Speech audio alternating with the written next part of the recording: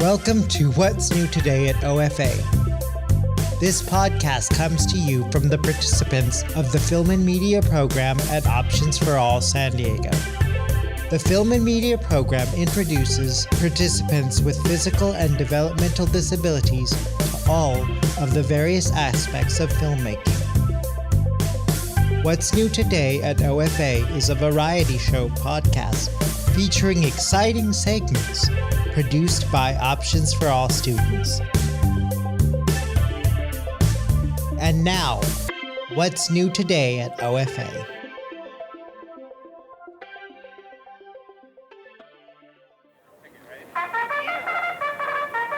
Welcome to Mike's Derby. Here's your host, Mike.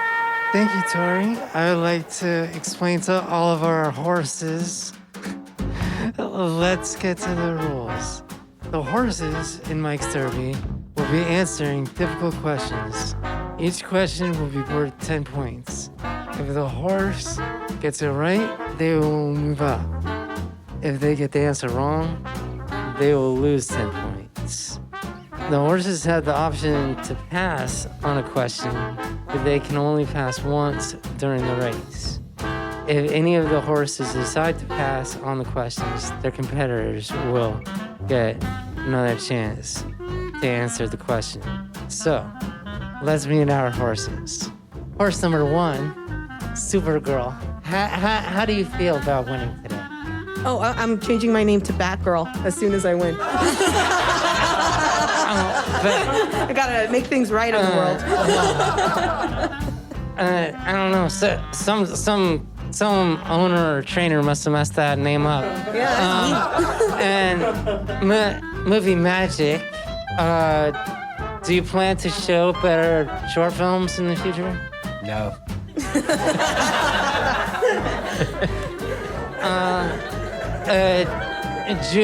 Juiced. How do you feel today? I feel good. I want to win as a DP. All right. Tori, will you please tell the horses what they'll be playing for today? Of course, Mike. Each horse is playing for a specific prize. If Supergirl wins, she will get a guided tour of Gotham City by Batman himself. it's what I've always wanted.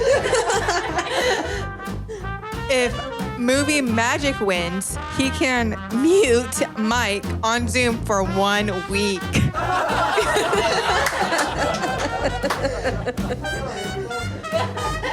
If Juice wins, she will be director of photography for the rest of the semester.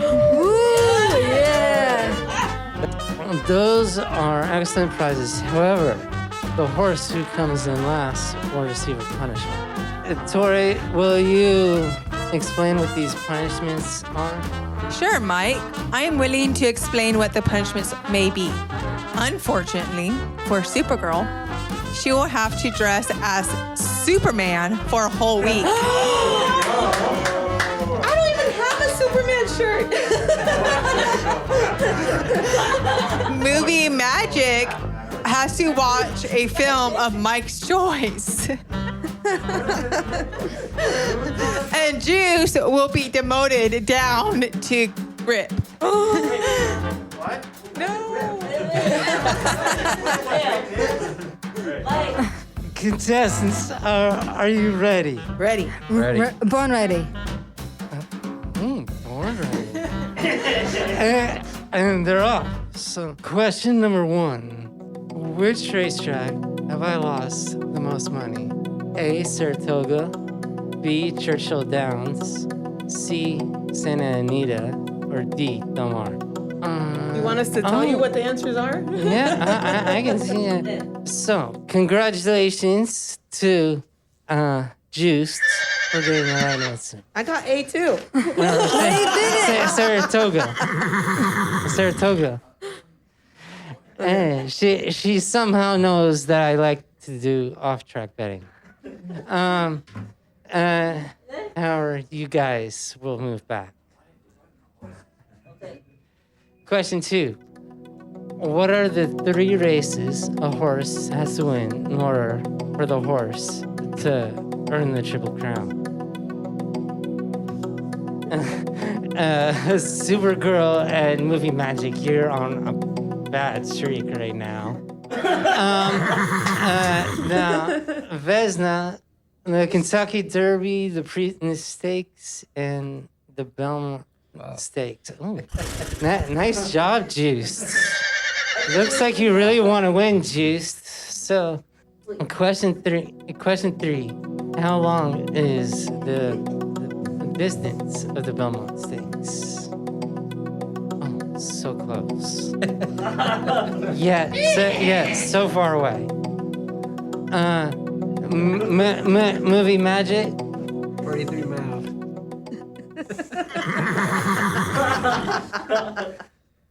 Okay. All right. Yeah. Juiced. 1.5 miles.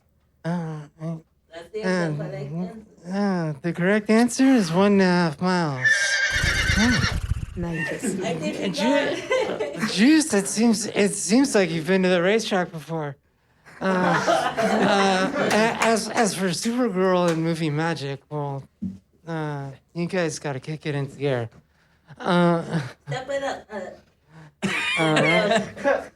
right.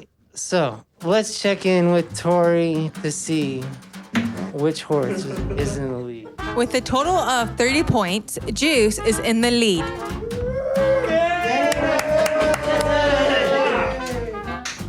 Thank you, Tori. Let's get back to the Derby. Question 4. How long is one furlong?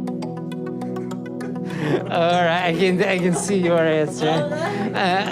Supergirl, I can see your answer. It doesn't seem like you follow horses very much. So You said we could skip one. you didn't say you wanted to pass. Oh, we have to say it beforehand? Ah, okay. Well, yeah, you got to say it. You got to tell me if you want to pass or you're just gonna write down a question mark. I'm gonna write down a question mark and I'm gonna pass? All right. Well, so far you're on the wrong track anyway. So, now, Movie Magic, can you please show your answer? She should go first, and then I can say what. No, Juice. No. Juice is the third horse. So, Movie Magic, please show your answer. I said what she said. Oh, sorry. Okay, seriously, I need to see your answer. Otherwise, That was his answer, what she said. Yeah. I'm not joking. This is my answer. okay. Let's see what happens. Juice. 220 miles. Oh. Let's see the answer. Oh, the correct answer is 220 yards. I meant yards. So, unfortunately, you Vesna, you got gotta the do better. you got the You rolled wrong miles. distance. So You get minus 10 points. You You know will what? be. I think she should start again. Juice did not get the right answer. It was 220 yards. We got it wrong. Come on. Sorry, no more of that. All right. Okay. Hey, multiple choice. I guess, whatever. Question 5. How many times has Hall of Famer trainer Bob Baffert been cited for drug violations? A, 40, B, 35, C, 20, or D, 30? Supergirl, please show your answer. 30? That is correct. I did at 35. So no bueno. 30. Yeah. Supergirl and Juiced got it correct, and Movie Magic here on a really bad roll. Mike's movies. The horses are coming up on the final stretch. Which trainer was caught milkshaking his horse? Now, just in case the contestants, specifically Movie Magic, milkshaking is like giving performance-enhancing drugs or steroids to your horse that you're training. So, A, Doug O'Neill, B, Bob Baffert, C, Chad Brown, or D, Todd Fletcher. Supergirl? I think it's Todd Fletcher. That is incorrect.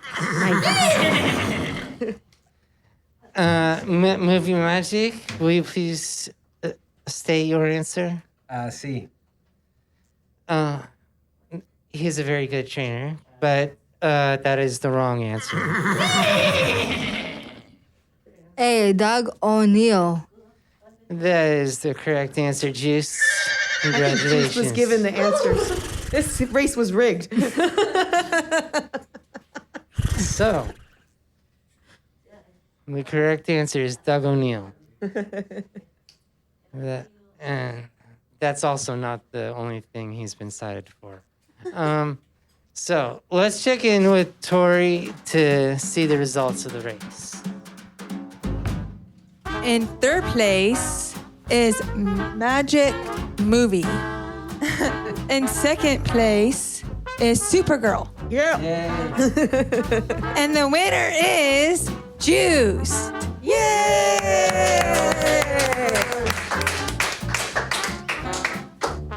Congratulations, Juice. I would like to thank all of our horses for participating in this amazing race. And thank you, all of your gamblers at home. I will see you next time on Mike's 30.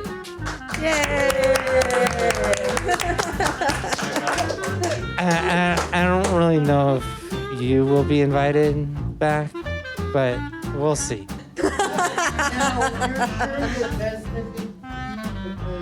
She had all the answers. I'm just saying. Is she called Juice because she's got the steroid or the magic milk? I don't know what you call it. I don't know. Vesna, you tell us. Maybe she's just a good guess. I'm just good at guessing. I don't know. Did you cheat or did you watch your little while you were watching your little documentary? I wasn't cheating. You sure about that? I am sure. 100%. I don't know. I don't know. I'm just good at guessing. Maybe your trainer milkshake thief. That's why they call her Juice. I'm just saying. Milkshake. It's not because she worked at Sprouts.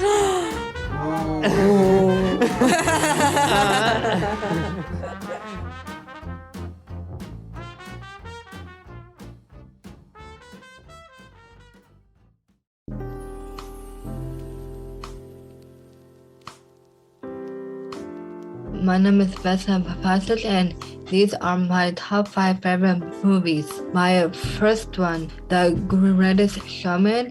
I really like the movie because I love the music and the dancing, and most of all, I love all of the cinematography aspects. Then my second one is High School Musical 3 Senior. I love that movie because the music and the dancing and the cinematography, it's like so good.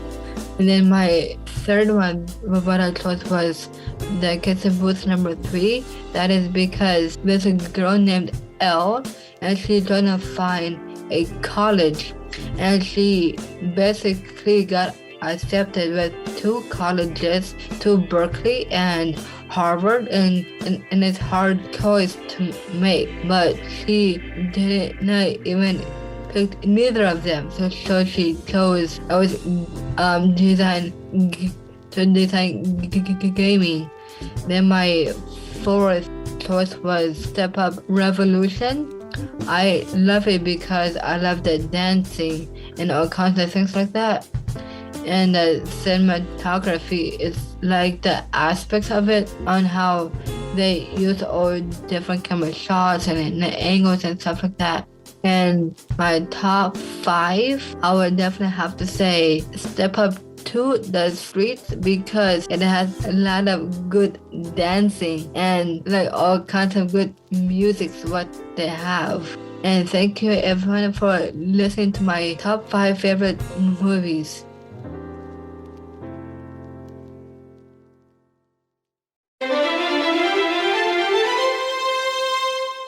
And then time for the Catchup, sponsored by Catchup. Every now and then we like to visit with past students to see what life is like post Options for All. This is great to see what words of wisdoms they have for our current students and the world. Hey Ross, how's your day been? It's been good. You know, just been nice to be back here for a little bit at least. Yeah, that's good. So when you came here today, what teachers did you talk to? I talked to all of them. You know, first I talked to Will, then Mateo, and then I forget, you know. So, yeah. That's good. So what kind of movies do you like and TV shows? I like all kinds of, you know, like I've just been like watching this new one on every Saturday. It's called Severance. It's really good. Is it a movie or a TV show? It's a TV show. You know, it's really good. You know, it's on Apple TV. But though, you know, like I just like all kinds of stuff. You know, I really do not have a favorite genre per se. You know, I just like a little bit of everything. What about movies? What's your favorite movie? My favorite movie of all time is Hook. Hook. Like the Disney one? No, the Robin Williams one from the 90s, you know. It's about a grown-up Peter Pan. I don't even think I've ever seen that one. Oh, it's about, like, if he grows up, has kids, you know, like, becomes a corporate lawyer, forgets all of his imagination, then Hook kidnaps his kids, and then, like, he must remember how to have fun, you know, like, to get his kids back. Oh. That's interesting. Yeah, it's so old. It came out in 91, so. What got you interested in the film and media? You know, like I've always been interested in film and media. You know, like I even, you know, like I know about the box office, so I've always been interested. But the pandemic, you know, like I actually got laid off of my first job. So then like the pandemic, so then my mom didn't want me just sitting around doing nothing, you know, like watching movies. So then like she actually like got me to here, which was basically for the first 2.5 semesters was just sitting around watching movies. So but I love this program, you know. This is what got me into it.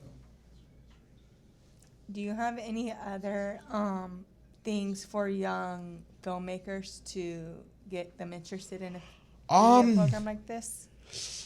This program, just like, you know, like watch old movies, you know, like that'll help them, you know, but like watch all kinds of movies you can, you know, like it's because, you know, like if you don't understand where the ideas came from nowadays, you won't know how to do them. Okay, what you gonna do with your life? I'm just living it right now, you know, like it's because like, you know, like I don't have a job right now anymore, you know, but still, you know, like it's still, you know, like I'm just happy at, you know, like I spend time with friends more now, you know, I'm happier, you know, but, you know, so yeah, that's what I'm doing in my life, just living it, you know. Are you currently working on any projects? Actually I am. I'm still, you know, like I started last year like watching every single Best Picture winner. So I'm doing that for me and my friend's review channel. And then I'm also going to be ranking and reviewing every single Steven Spielberg movie, which I'm watching them again. And then, you know, yeah, so like the Oscar thing I knew would be hard. I just did not think it would take that much of an undertaking. Yeah. So this question doesn't really make sense to you since you just started the program and, you know, in this profession of film like before this. So what's your future of film and media? I hope to actually be a critic, you know, like to where like I can get like screeners and then, you know, like go to the press screenings, you know, like, so me and my friend are working on that right now, you know, like we do actually like an after show every single Monday, but now we're trying to do it more and more, you know, so online, yeah, because like it's so cool. It's because like my friend actually lives in Virginia. So you know, like, so here in San Diego, like we actually do videos together, you know. Yeah. Also, would you when you do videos with your friend, do you ever use what you learned in like the film and media? All the time. All the time. Well, that's good. And I have one more question before I go. What is your favorite part about the movie industry or like the film industry in total? I just love I love like the like genesis of films. You know, like how like you could have like one idea that something like blooms into this to this masterpiece. What do you mean by genesis of films? You know, like an idea. Like an idea? Okay. Yeah. You know, like with that movie, like Everything Everywhere All at Once. It was started by these two guys in their college dorm, and then they made the best movie of the year so far. You know. All right. Hey Ross, it's been a while since we've hung out. Yeah. I remember when I first came into the program, you were part of it, and we hung out a lot. So my question is, what is your dream job? To become a film critic. You know, because I love Siskel and Ebert. I still watch them today. You know, but yeah, I just want to, I love critiquing the art of film and TV shows. Yeah, I know you've done a bunch of critiquing of different films that we've seen, during the semester. So Yeah. And I remember us hanging out. When we were doing Firewatch, we would talk about certain films and all that sort of stuff. Yeah. That was a good time for me. So Yeah, thank you. Yeah. Okay. What explains you? Multiple things. Like if I watch a movie that I've seen this story before, but they do it in a way that's brand new, I love that. Or just watching a really good movie, does it, and sometimes even watching a really bad movie that's so bad that it's good is, yeah. So yeah, that inspires me. Great job. Like The Fanatic. Have you seen that one Okay, yet, Ross, MC? thanks for your time. Thank you. Sammy, you can come on up. You'll hate it, MC, because there's a scene is where the guy's listening to Limp Bizkit, right? Yeah. And then they go this is the greatest band in the history of the world, right? But do you know who directed it? Fred Durst. Oh, so Ross, who are your mentors? I don't have any mentors really, It's just I ask advice for tons of people, but no real mentors, at all. You sure? Yep. Oh. Because and then they say if you're looking for mentors at the age of 33. Did the things you learned at OFA benefit your life and career? Yes, it does actually. Because it teaches me about what things kind of make sense in writing, and then the shots and stuff. And then sometimes I notice that I'll watch these movies and they'll be complete, but I'll say this just didn't add up, in the story or anything, Yeah, so that's how, and then it taught me, the fundamentals. All right, Russ. Now it's my turn. Any words of advice to current OFA students or people looking to get into film and media industry? Yes, be driven, but humble.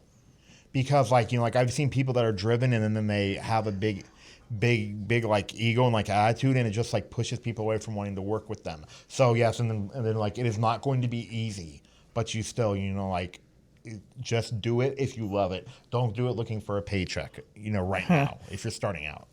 Yeah, I get it. As you know, I've told many people in the program that I'm a theater background, that my background is theater, and I am driven by that, and I've been doing this as kind of but I'm starting to get a love of it, over time and stuff. But I'm still a bit theater, geek. So yeah. Thank you for joining us today, Ross. No problem. I think I know the answer to this question, but how long were you in the film and media program? About four semesters, which is equal to maybe a year and a half to 2 years or something. Yeah, yeah. So I was basically in it at the original time, back when they only gave 4 semesters, but then they had a 5th, but then I wanted to work, and then working didn't work out. So now, yeah, so yeah. And with any luck, you'll be part of it again. Yes, I will. Are you still currently working in the Special Olympics? Yes and no. Is because I left the Special Olympics because my friend, she actually had me join this other one that's like Special Olympics called Sports for Exceptional Athletes. So it's so yes and no. It's like Special Olympics though. And also I've been told to ask this. What are some of your favorite memories? Here? Yeah. Michael getting burned, MCs, shenanigans. Just, having the discussions during the movie time. Yeah, so. So you want to be a critic, right? Yes. So I have a question about that. What is your critic name going to be? Just Ross Bristow, you know. Okay. Do you have like a following on like Twitter? No, but me and my friend's YouTube channel has over 700 subscribers. So, what's the name of the channel? Mega Movie Z, and then like I will email you guys it. You know, yeah. So like we do every weekly now recap of Better Call Saul. Would you ever have a website dedicated to like hour-long videos or like something? No, that's all we need. You know, really, we said, yeah, there's no point in having a full-blown website anymore like with that. So as a feature critic, like you still wanted to be, right? So Yes. like as a feature critic, what is like the best space in your, like how do you envision to analyze every movie in detail? Like what's your analyzation? It depends on the movie and my mood. You can't really, you know, I can't answer that. You know, like it's because, you know, like I'm going to, you know, like, now like analyze Citizen Kane differently than I'm going to analyze The Room. You know, so you see, yeah. And my last question before my last one. So here's the second to last question is it's about film and media or options for all. When you get your next 2 semesters, if that happens, what classes do you want to join? Audio? Yes. Not editing or no? No. Okay. And also my last question, as like in the future of film and media and your life, using all you learn from here and your critic channel and all that, what is the best memory in the future you might have all this combined? I don't know that. Well, it's up to debate in the future. Oh yeah, by the way, I cannot talk about the memory from the future. Oh, yeah, also any new movies you seen? Yeah, actually, I saw Nope, which was pretty good. You know, like, and then like I went in and I saw Thor: Love and Thunder, which was I didn't care for it that much, you know. And then like I also saw this Indian movie called RRR, which is on Netflix, which is bonkers insane. All right, that's all my questions for you. Thank you. Well, any last parting words? No, just thank you. This was great. You know. Also, put your channel and say your channel again so everybody. Mega Movie Z. You know, my friend's logo I think is a red M or the guy from the Kingsman. You know, I'll send it to you guys too. Well, also I'll put it in the chat. MC, you can, like, I will email it to you and then you can put it in the description. Okay. Yeah, so. Everybody, thank you for this part, and thank you, Ross, for being here. Yeah, thank you. And have a nice day. Yeah. Nice job, guys. Excellent job. Thank you, Ross. It was great to catch up with you. No tomatoes were harmed in the making of this segment.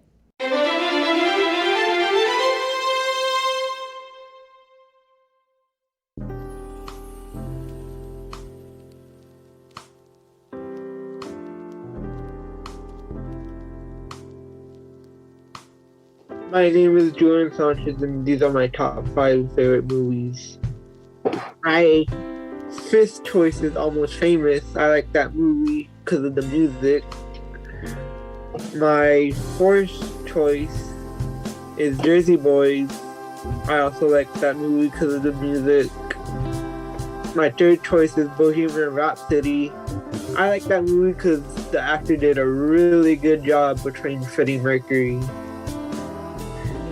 My 2nd choice is Rocket Man. I like that movie because of the music. And my 1st choice is The Wall. And I like that movie, the animation part.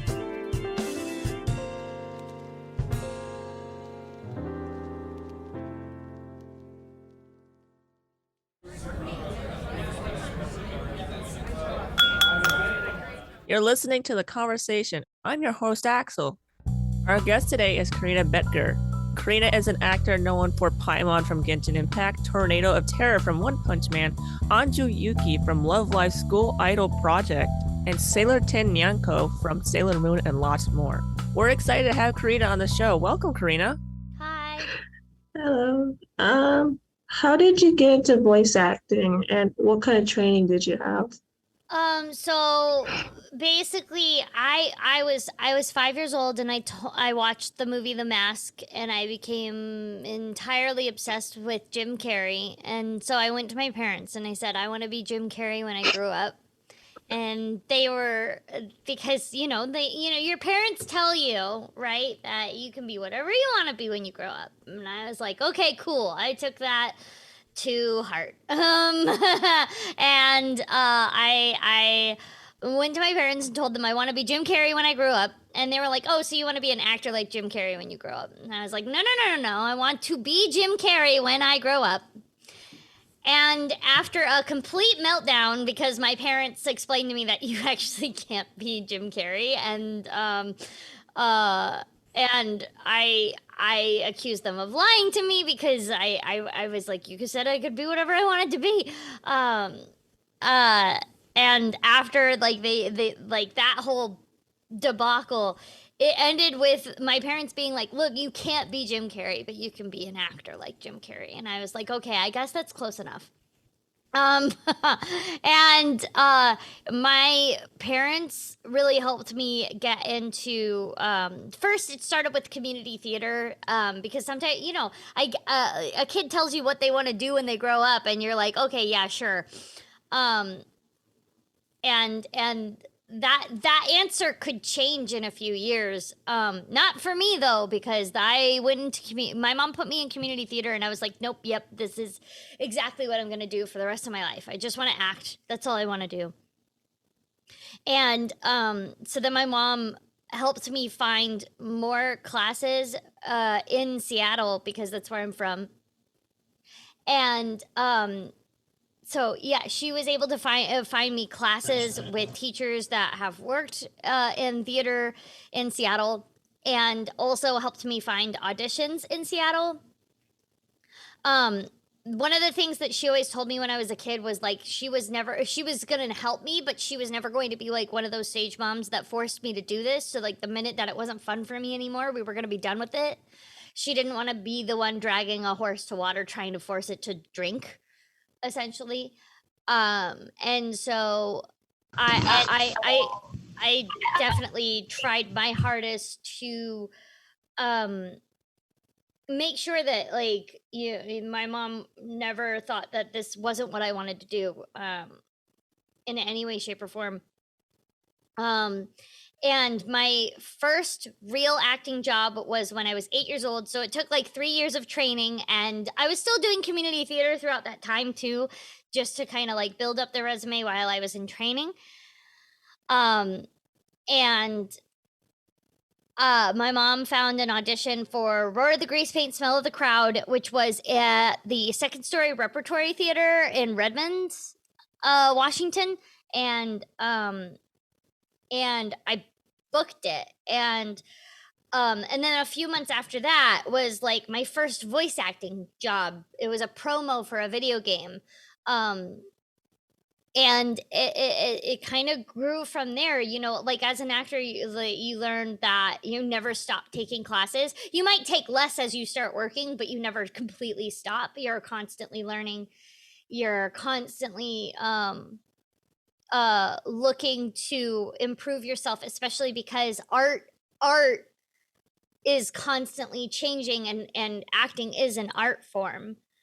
It's constantly evolving. There are new ways to look at, like, I mean, you'll never stray too far away from the Stanislavski and the Meisner and whatever has happened before, but you can have a new approach to it that might help you understand it better, or something like that. And so yeah, it's just been a long history of me, and luckily my parents being on board with it, trying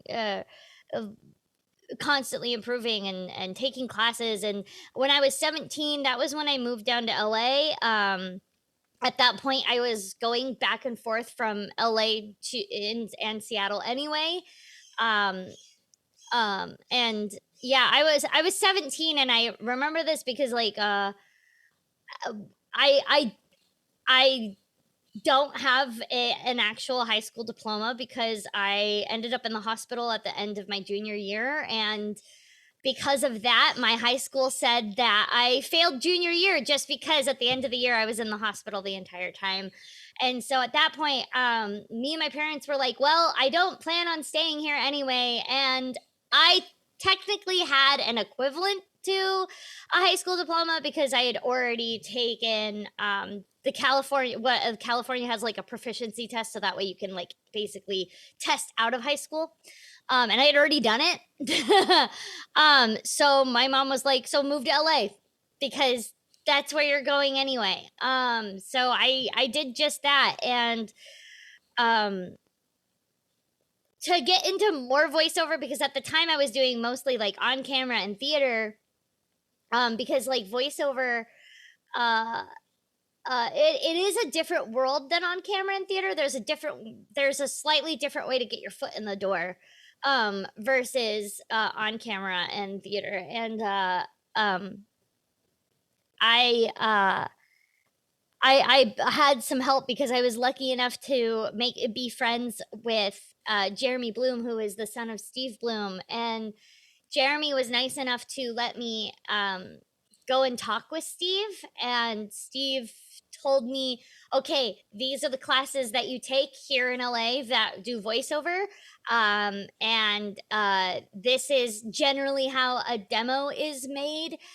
And start there. And so yeah, that's kind of like how that evolved into that. That's actually really cool. I actually want to be a voice actor too. So I want to say a little something. I accidentally stumbled upon Zach Aguilar's streams, and he helped me break down this wall because I got bullied a lot for wanting to do it. And people kept saying, you can never do that. You can never be a voice actor because you're autistic. And, you know, I got so shy and shut down that I built this big old wall. I just didn't want to do it. And then I saw Zach's streams, and I guess something happened, and I just broke down those walls, and I want to get into it more. Well, I'm also not the only autistic voice actor there is. There's a lot more of us than you think. Oh, really? Kellen Goff is autistic, and he's vocal about it. But there are others that I know are autistic that are not vocal about it, so I'm not going to say who they are because that's up for them if they ever want to go public about that. But, you know, there's also some of us like who they're not diagnosed yet, but I've talked with them and I've basically been like, yo, I think you might actually want to look into it because like you're definitely some type of neurodivergent, whether it's autistic or something else that's going on. A lot of actors are ADHD already, so that's already in the neurodivergent circle. You know, yeah. And ADHD and autism are comorbid. So the chances are that a lot of them are also autistic. They just haven't gotten the official diagnosis yet. So I got made fun of for it a lot too. That doesn't stop, by the way. The bullying doesn't ever stop. Because even when I was working as an actor, I was like on TV, like working, and my dad's friends, his friends would still be like, well, they're not the main character. Yeah. And that would be them basically like telling my dad that he shouldn't support me in this and stuff. And so, and you know, it's a lot, but you have to listen. I am more likely to listen to my teachers since they are professionals in the industry that are working over somebody who has never worked as an actor ever. So, yeah. So what in your life experience was the most helpful to you in becoming a voice actor?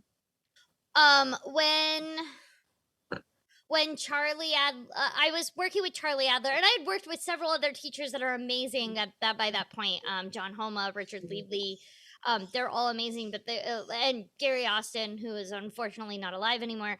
But something that Charlie Adler had said to me, which was it actually broke me at the time, because you're what you're trained to do is like essentially like who, what, when, where, why, how to break down a script. You have to find all of these clues into the script to know, figure out who your character is and all that stuff. And I did that part really freaking well because research is my jam. I love research. I do it for fun. So like that's awesome. And then I went to Charlie and he said, "I know you know all of the things about this script. Now stop thinking about it." And I was like, "Wait, what?"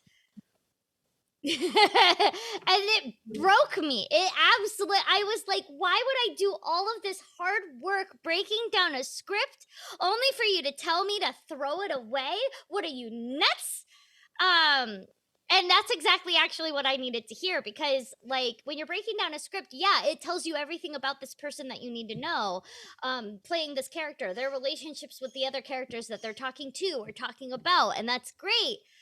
But if our jobs as actors are supposed to recreate real life, people are not constantly thinking about that information 24/7. It's subconscious.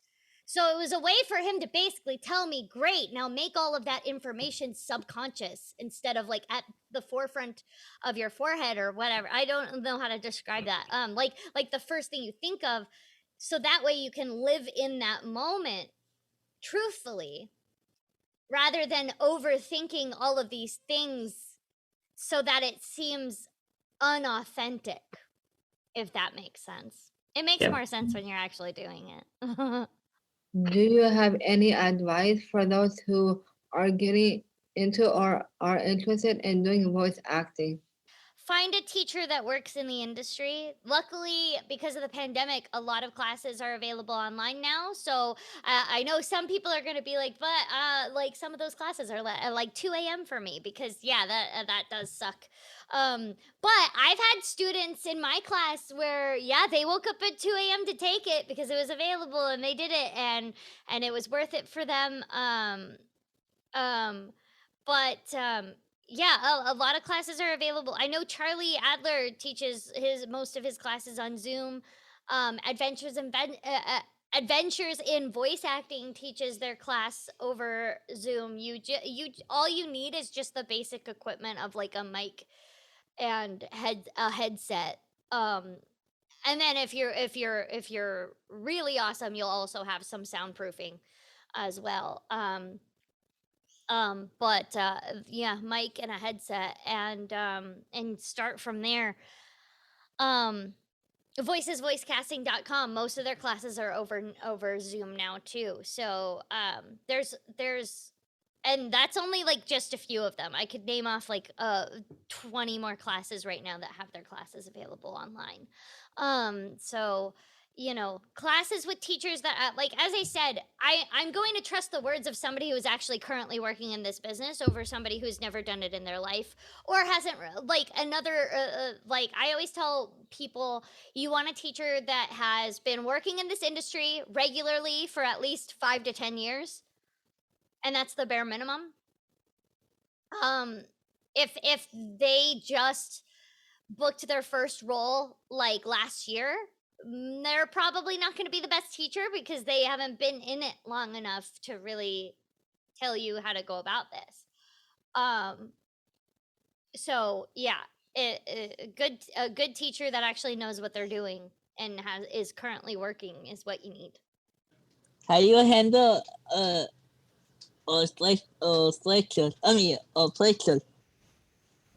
Stressful situations? Yes, ma'am. I have a few tricks for that.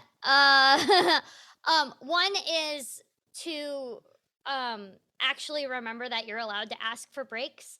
I have a lot of times, when you're working, you feel like you can't ask for a break because you're worried that like it's costing them time or whatever. But I've never been in a situation where I have been I was made to feel bad for asking for an extra break here or there. So that helps.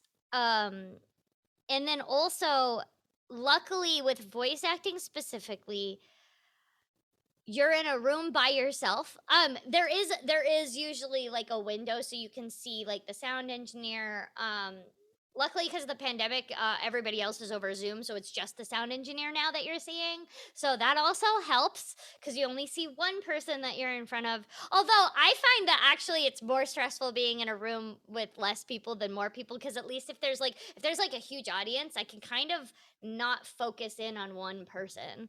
But even when you're recording and there's only one person, like you're usually the mic is faced away from them, so you're not even facing towards that window at all. So I always tell people don't look through the window. It doesn't help you. Don't look through the window. That you don't need to see them. If they need to talk to you, they have a little talk back button, so you don't it'll come through your headphones. You don't need to see anybody at all. But also on a microphone, as long as you're not making any noise that the mic can pick up, you can move as much as you want to. So I stim all the time when I'm acting. I'm constantly moving because as long as I don't physically move my feet to the right or left, I'm not moving anywhere off mic, quote unquote. So I can play with my fingers. I also bring I bring tiny stuffed animals with me because those don't make any noise, and it's totally fine. No one cares. As long as it doesn't make any noise, no one cares. I also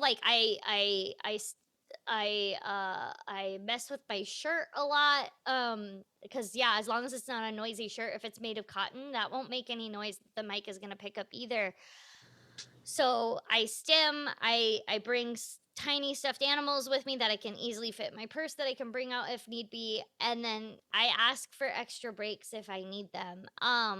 Most directors are going to give you a break on the hour, like a 10-minute break. So that is also helpful if they are the director that does that, because then sometimes if you look at the clock that's on the wall or whatever, you can be like, oh wait, okay, I'm about to come up on a break anyway, I can wait until then, and it makes you feel better. Or you can even say, hey, is it okay if we take our 10-minute break now instead of on the hour? That's also fine to do.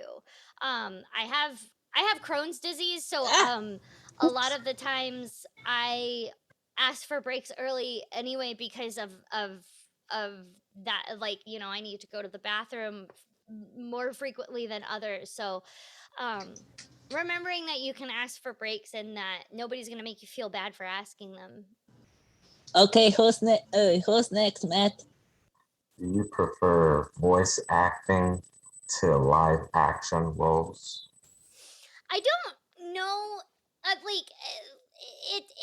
It's pluses and minuses that come into both sides. Basically, in voice acting, I get to play a lot more different characters. I can play children. I can play boys. I can play girls. I can play old women. I can play old men. Even I can play creatures a lot more often in voice acting. So there's a lot more diversity in the characters.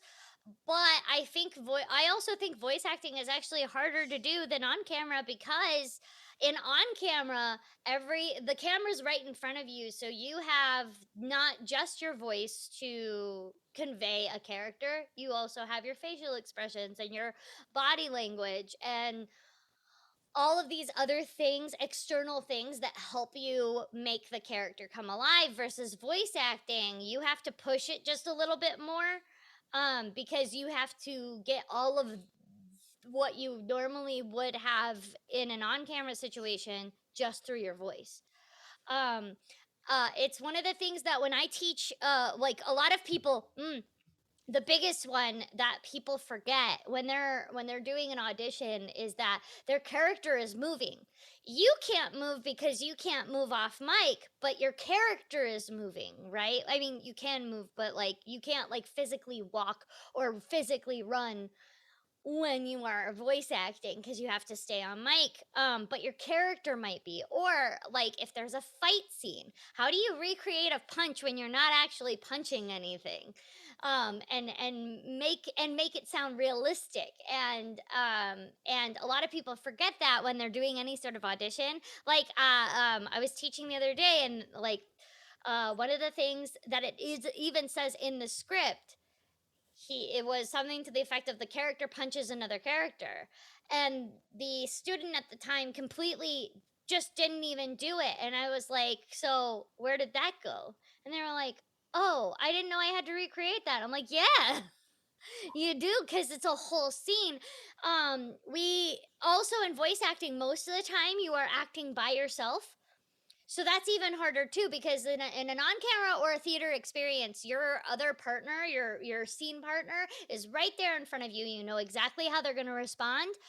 In voice acting, you have to guess. You have to guess an entire, like you have to imagine an entire other person is in front of you and responding to you. And when at least when you're in theater, and luckily I did have this training in theater, they train you how to do monologues.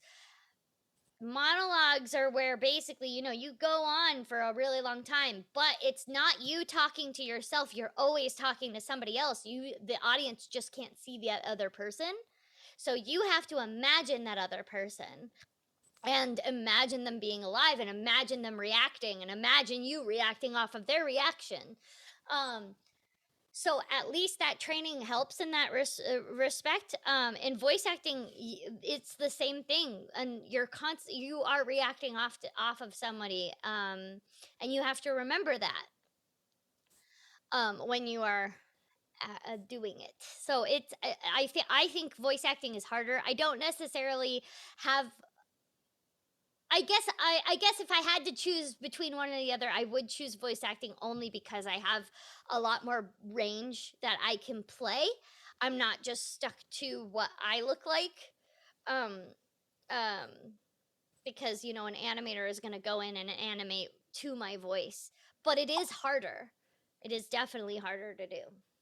What are your top 3 favorite roles as an actor? My top 3 favorite roles? Yes. Mizuki from the Somnium Files, Paimon in Genshin Impact, and then a long, long time ago, I was 16 and I was in a play called The Pillow Man. It's written by one of my favorite playwrights, Martin McDonough. I didn't have any lines in that entire play. My character's name was literally Girl. But that character in the play, as that character, I got to play 3 different roles technically. The first one was I was basically a corpse underneath a mattress that came alive at some point. And then I was a little girl who thought she was Jesus that ends up getting crucified by her foster parents. So it's a dark show, if you couldn't tell. And then the last role was a little girl covered in green paint. Yep. Highly suggest reading that script. I remember when I was cast to do that, I didn't necessarily audition for that role. I'd already worked with that theater before. They offered it to me.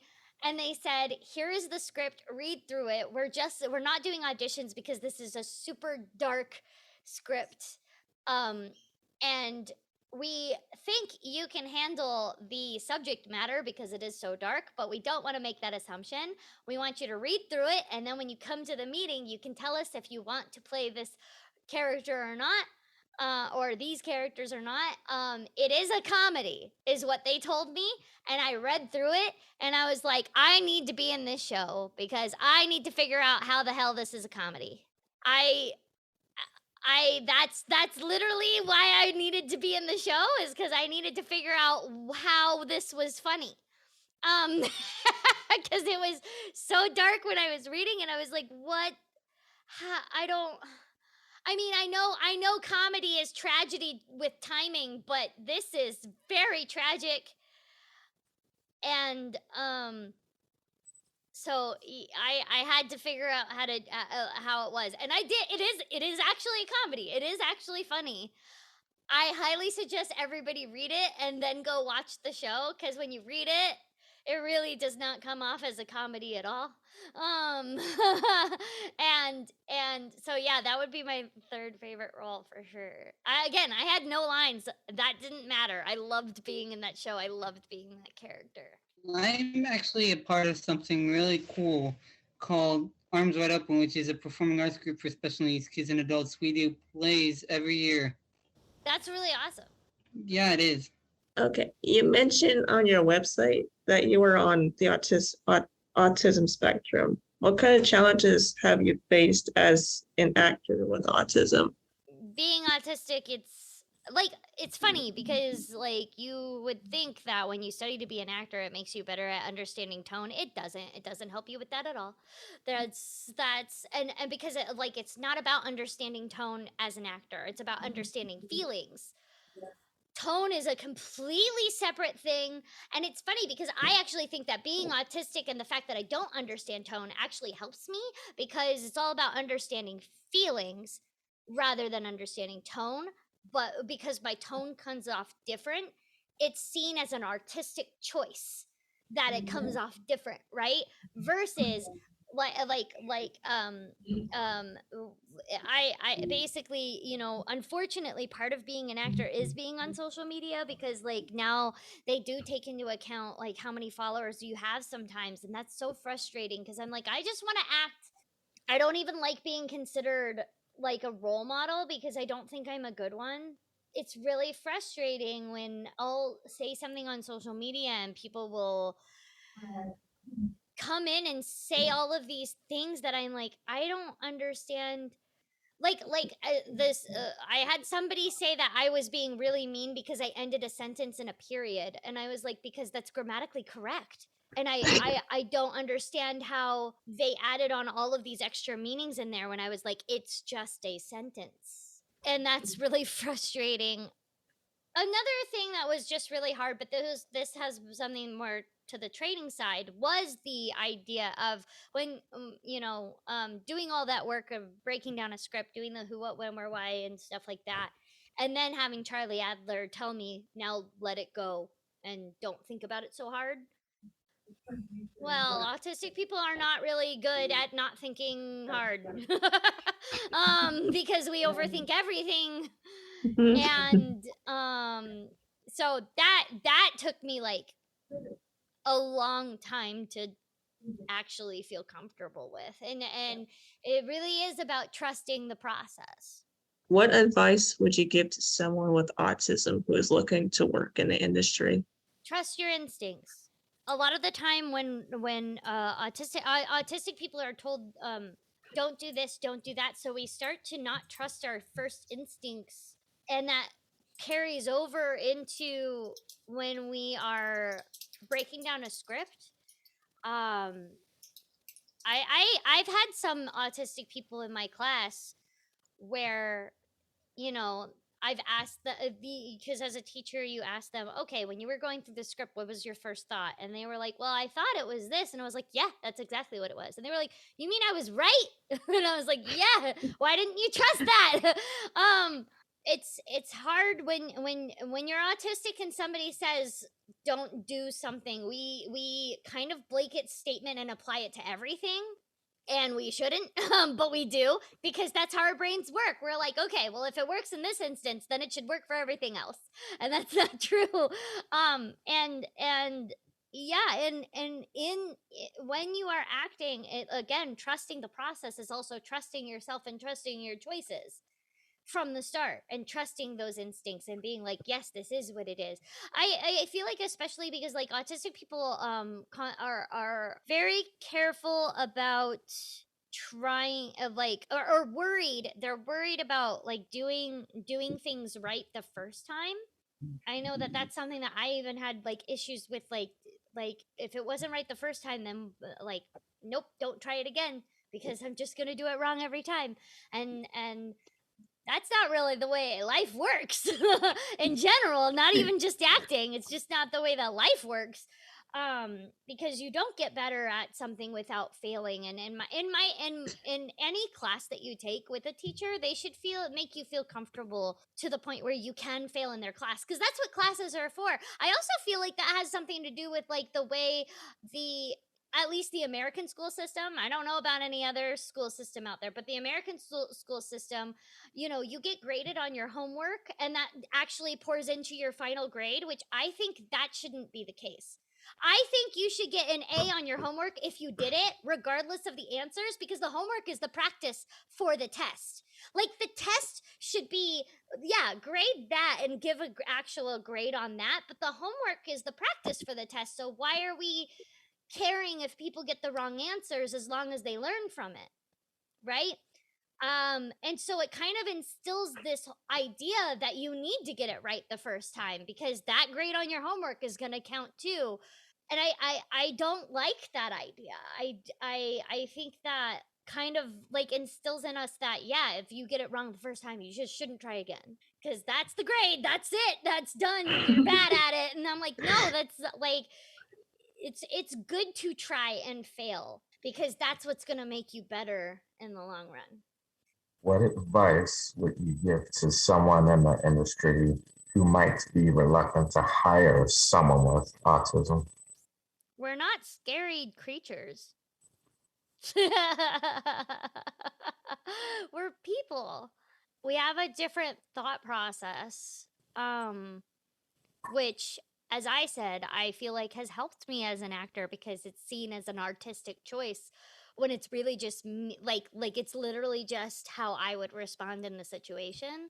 Of acting is reacting. Okay, well then this is how I would react. That's my thought process. And so it's I've always have gotten compliments on when I do something that I'm like, it's just what I would have done in the situation. That's it. But that's like 90% of acting. A lot of people, it comes down to when they're dealing with somebody with any disability, regardless of it being autism or a physical disability or anything like that. They're worried that it might slow down production. But then I always bring back Jared Leto. Jared Leto literally took an hour to go to the bathroom because he was pretending to have a disability. And I'm like, so you're willing for an actor to waste an hour of time because he's pretending to have something, but you won't give an extra 15 minutes to somebody because they're having a mental breakdown?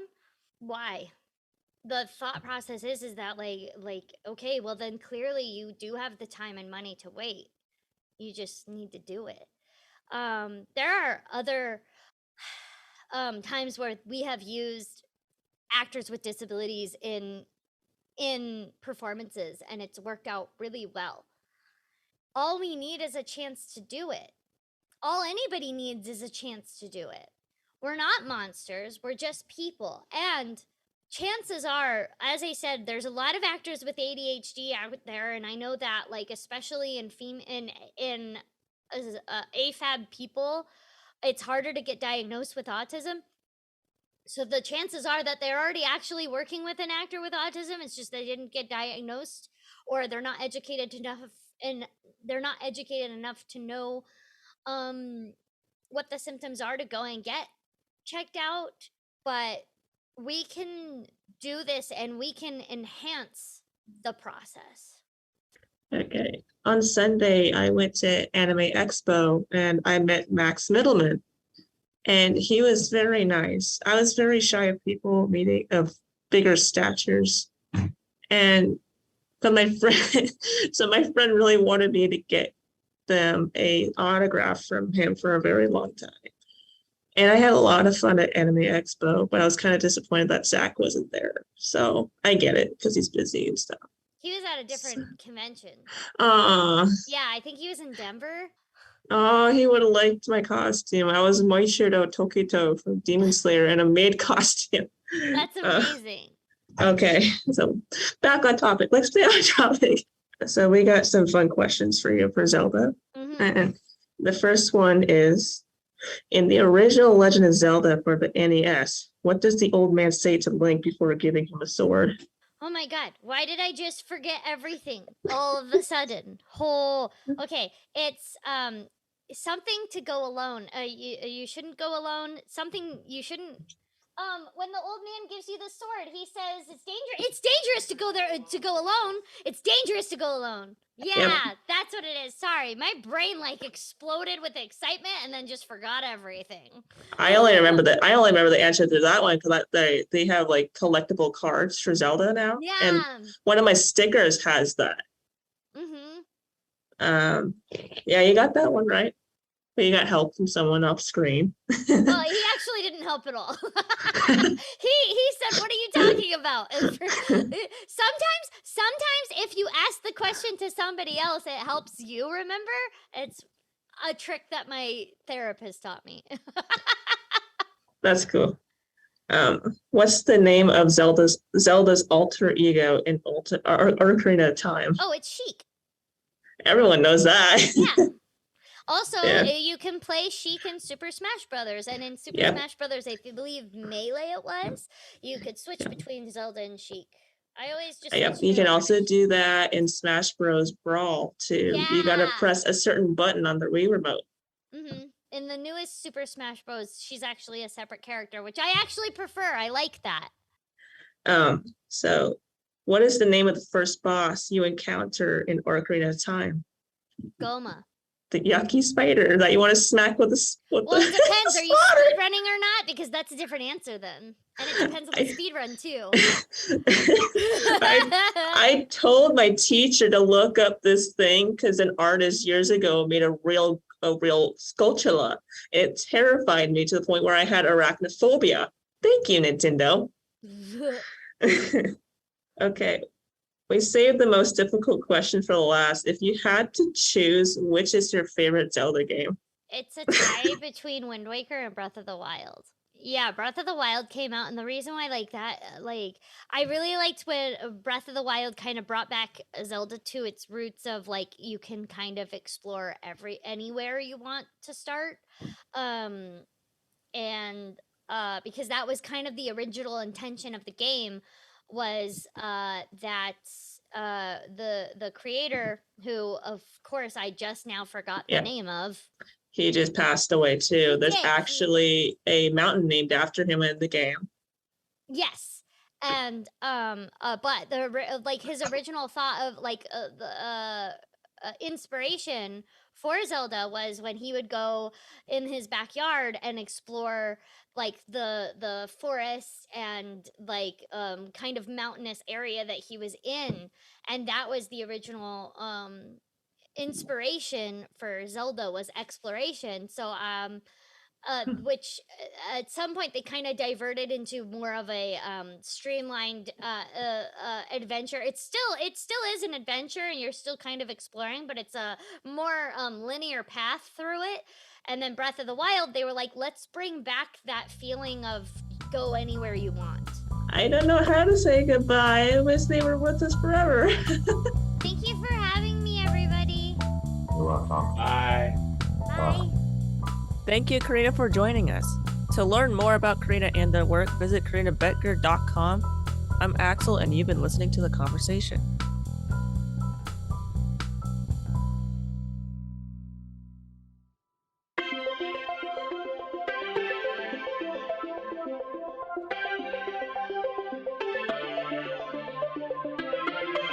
Thank you for listening to What's New Today at OFA. To learn more about the film and media program at Options for All, please visit optionsforall.org. And remember, you have options too.